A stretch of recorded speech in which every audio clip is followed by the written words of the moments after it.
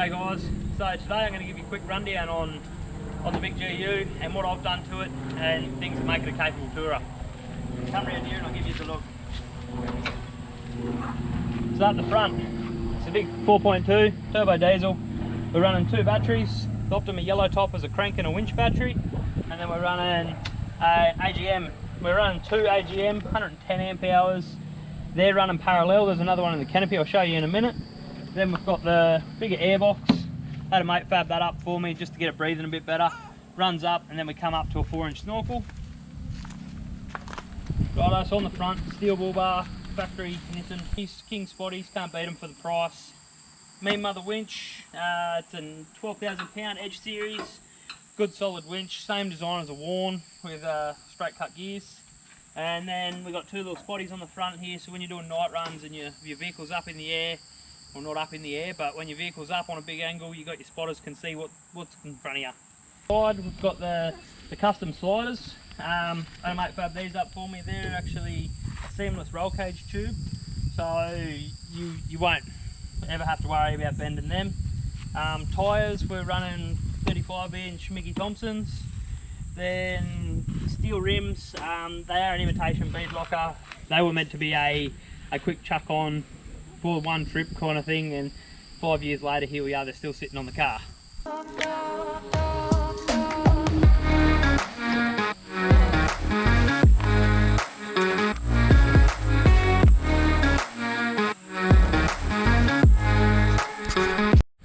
Righto, into the dog box.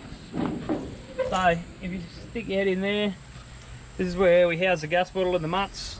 Our solar panel lives up here. Up on the roof we've got a high lift jack holder and a shovel. Boxes, we've got 4 of them, and we've got in here compressor, ratchet straps, and probably a little bit more recovery gear under there. I always carry a lot of recovery gear. Seem to see a lot of Toyotas out on the trucks. This toolbox here, it used to house all the recovery gear, but it's taken a few good hits, so it's in the process of getting pulled off, and we'll either replace it or we'll make a bracket and store something up under there. Into the canopy. Righto, so this side, this is where we've got our fridge. It's a 60 litre Engel dual zone. Now this gets swapped around, we've got another Waco at home. Depending on the trip, every trip's different, how much we want to take. If we're taking 2 vehicles, we vice versa throw fridges around. Up here we've got a couple of 12-volt ports. We've got Anderson plugs that plug in for our lights. We don't have switches set up, that was to come. There's all these little things that aren't quite finished, but at the stage it's at, it's fine to take away. Up the top we've got a rod holder, has 4 rods up there. In the middle we've got a 100-litre water tank, runs around for our shower, and there's just a little bit of room here so we can store our camp chairs and chuck a bag of clothes in.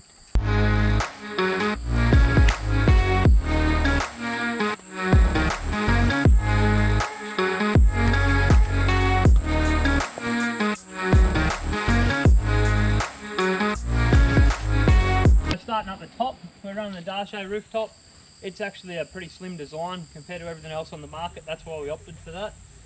In between that and the tyres, we're running the full-time reverse camera, well, rear vision camera, and then the 235s, they're housed onto the canopy. We put a couple extra braces in when I got the canopy. Then we've got in-tray toolbox. Under here we've got a winch cradle set up, but we never actually set the winch up. That's on the to-do list. Another reverse camera, that one's hooked to the stereo, so it comes on when you pop her in reverse. And into the toolbox. Great solid toolbox built into the rear of the tray. Now this is also our cooking area. Pop this little locky strap up here and I'll show you. This is where we keep all our tools, everything that's going to help you get out of trouble. So air inflation kit, grinder, impact, rattle gun, jumper leads, axe, breaker bar, lever bars, all hand tools. I'll give you a look at what we've got up here.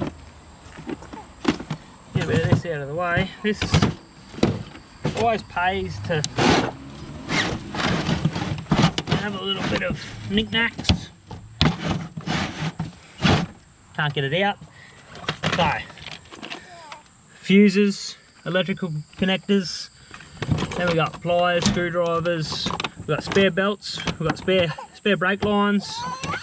We've got in there. We've got some saber saw blades, and then some water fittings, electrical tape, spare fuel cap, heaps of stuff in there, guys. And there's a bag of nuts and bolts. Passenger side of the vehicle. Now this is where all the cooking gets done.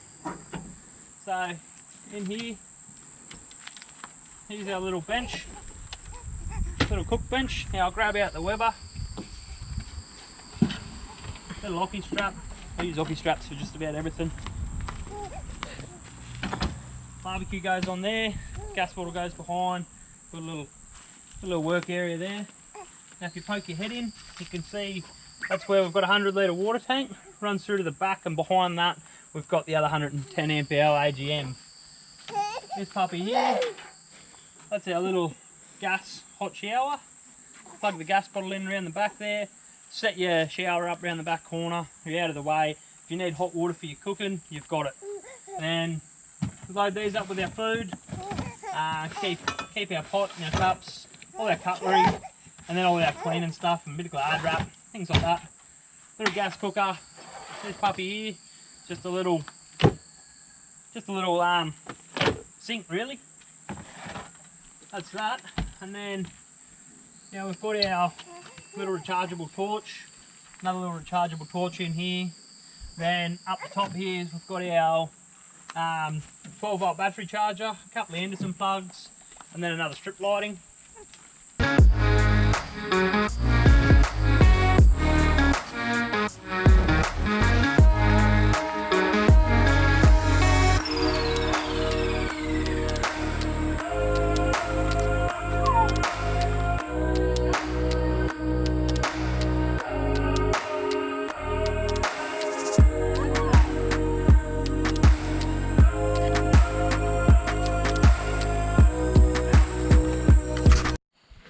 Okay, so under here, just a dry sack full of all the hoses and all the power cords for the hot tap, a couple of dog leads, and in the front box full of straps and all recovery gear. So always carry heaps of straps with me. Righto guys, so up in the cab of the big GU, starter up the top. So we've got our 7-inch full-time rear view camera. There's your screen. Then we've got our GME TX 3100 on the roof console.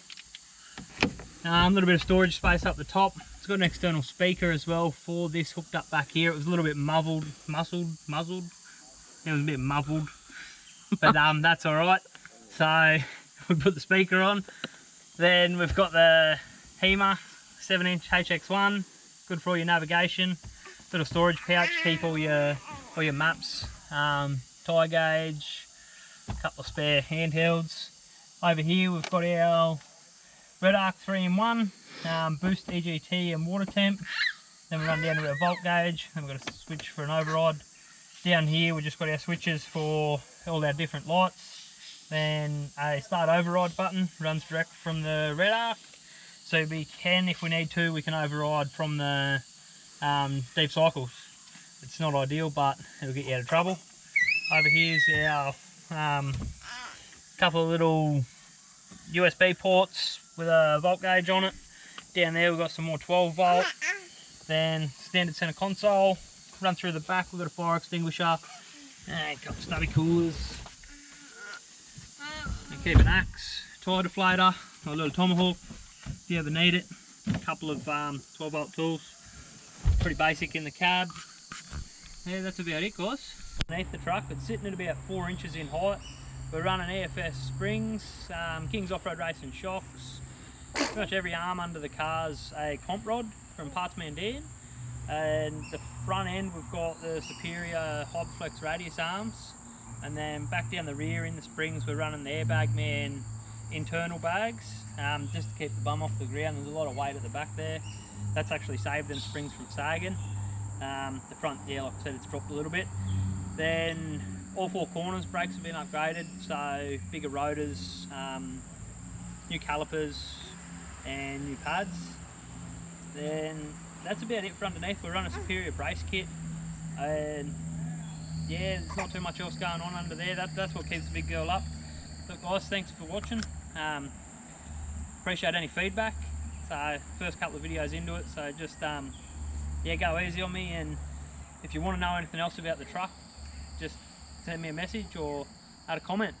Cheers.